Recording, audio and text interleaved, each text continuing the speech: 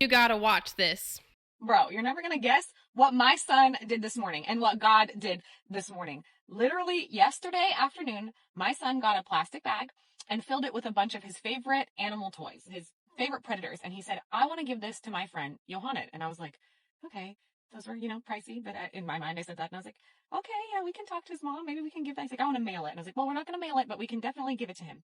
And so this morning, he remembered right before he left the house that he wanted to give his bag of toys to Johanna. And I said, okay. So I sent his mom a message and I said, Rain wants to give your son, a bunch of these toys. And she was like, oh, that's so sweet. And I said, I told him that he has to wait to see you guys at school to do that and not just to take it into class, whatever. So anyways, I see the mom when I'm pulling up and we talk briefly and she tells me, well, like, hang on, let me backtrack. I asked my son this morning, I said, what made you want to give all those toys to Johanna? Like, it's pretty generous. It's like a lot of the predators of the animal kingdom toys that he has. And he said, God, just matter of fact, God. And I said, okay. And I'm like, I'm not going to stop the generosity of the Lord moving through my 4-year-old child. Like, that's not going to happen. And so then I pull up to the mom and I say hi to her and she says, Jenny, you know what's so crazy?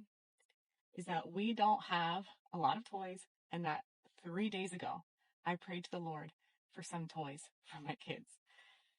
And my 4-year-old son was directed by God to give that child who he didn't know that about a bag of his favorite Animal Kingdom toys.